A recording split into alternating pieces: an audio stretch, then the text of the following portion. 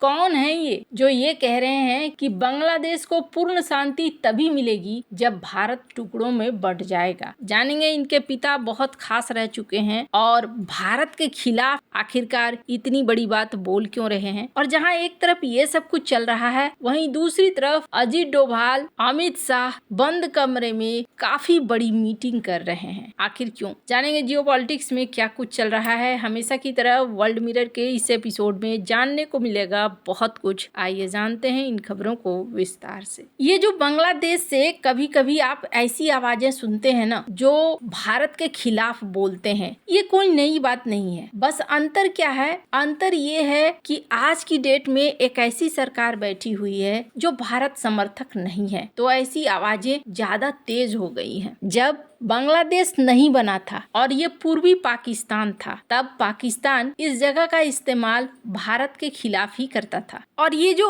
आज Siliguri corridor, chicken neck corridor, इसकी जो बात होती है ना, ये बात उस समय भी होती थी। 1965 के युद्ध में पाकिस्तान चाहता था कि दोनों फ्रंट से वो भारत को घेरे और पाकिस्तान ने पूर्वी पाकिस्तान यानी आज के बांग्लादेश में 3 इन्फेंट्री डिवीजन और एक आर्म्ड ब्रिगेड तैनात कर रखा था। अगर भारत पश्चिम में हमला करता तो हम पूर्व से दूसरा हमला खोल देंगे, ऐसा सोचा गया था कि ऐसे भारत को 2 जगह अपनी सेना को बांटना पड़ेगा। 1950 और 1960 के दशक में बहुत आरोप लगे पाकिस्तान के ऊपर कि इन्होंने नागा, मिजो, मणिपुरी, असमिया उग्रवादी संगठनों को समर्थन दिया। कहा जाता है 1966 से 1971 के बीच हजारों नागा और मिजो विद्रोही पूर्वी पाकिस्तान में आए और पाकिस्तानी सेना के कैंपों में ट्रेनिंग ली। चटगांव पोर्ट बहुत ज्यादा चर्चा में आता है। ये चटगांव पोर्ट कथित तौर पर उस समय पूर्वोत्तर के लिए हथियारों का एक ट्रांजिट पॉइंट बन गया था। 1960 के दशक में चीनी हथियार पहले चटगांव पहुंचते थे और फिर नावों से त्रिपुरा, मिजोरम, असम में भेजे जाते थे, ऐसा कहा जाता है जब मुक्ति वाहिनी ने चटगांव पर कब्जा किया 1971 में, तो कई सारे हथियारों के क्रेट बरामद हुए जिसमें लिखा था two Naga army, two Mizo army. Dhaka, Chittagong, Sylhet Pakistani ISI के बड़े जासूसी नेटवर्क थे। और ये सब कुछ क्यों था? ये पूरा प्लान था चिकन नेक कॉरिडोर के लिए। ऐसा नहीं है कि चाइना आज चिकन नेक कॉरिडोर पर नजर रखे हुए है। 1962 में ही दोस्त बन चुके थे चीन और पाकिस्तान। 1963 में पाकिस्तान ने चीन को काराकोरम हाईवे बनाने की इजाजत दे दी और चीन ने पूर्वी पाकिस्तान को हथियार सप्लाई करने का रास्ता बनाया हुआ था। तो ये जो आज का बांग्लादेश है ना, ये आज का बांग्लादेश पहले भी पूर्वी पाकिस्तान के रूप में पाकिस्तान के द्वारा इस्तेमाल किया गया था भारत के खिलाफ है। लेकिन ये जो पाकिस्तान की आदत है ना अपने ही लोगों के ऊपर अत्याचार करना, इस अत्याचार की वजह से क्या हुआ कि आखिरकार बांग्लादेश टूट गया। लेकिन बहुत सारे ऐसे लोग हैं जो अभी भी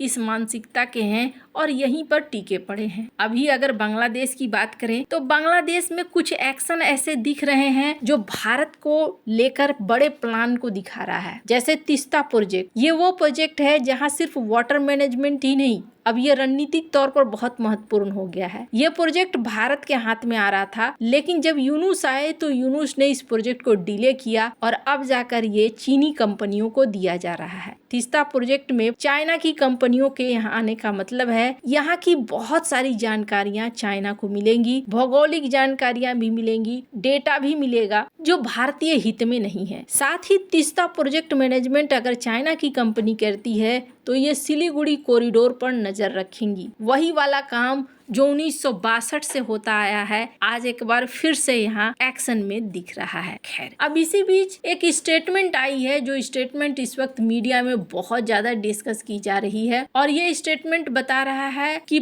बांग्लादेश में एक वर्ग है जो किस तरीके से सोचता है। सारे बांग्लादेशी तो नहीं, लेकिन कुछ वर्ग जरूर है। यहाँ पर बांग्लादेशी सेना के जनरल अब्दुल्लाहिल अमान आजमी, इन्होंने एक विवादास्पद बयान दिया है। इन्होंने कहा है कि बांग्लादेश को पूर्ण शांति तभी मिलेगी जब भारत टुकड़ों में बंट जाएगा। यह बयान 3 दिसंबर को ढाका के नेशनल प्रेस क्लब में एक कार्यक्रम के दौरान दिया गया। अब इससे सवाल होने लगा है कि आखिरकार क्या मामला है, क्यों ये ऐसा कह रहे हैं। तो पहली बात मैं आपको बता दूं, इनके जो पिता थे, इनके पिता जमाते इस्लामी के पूर्व प्रमुख थे और 1971 के मुक्ति संग्राम में हिंदुओं और बंगाली राष्ट्रवादियों के खिलाफ नरसंहार के दोषी थे। गुलाम आजम को अंतर्राष्ट्रीय अपराध ट्रिब्यूनल ने उम्र कैद सजा सुनाई थी। वे भारत को हिंदू समर्थक मानते थे जो बांग्लादेश की आजादी में हस्तक्षेप का दोषी था, ये भी मानते थे। अब आजमी खुद को मानते हैं कि उनके पिता जिस रास्ते पर चलते थे वही रास्ता उनके लिए ठीक है और भारत विरोधी कई तरह के आर्टिकल वो लिखते थे। वैसे आपको बता दूं,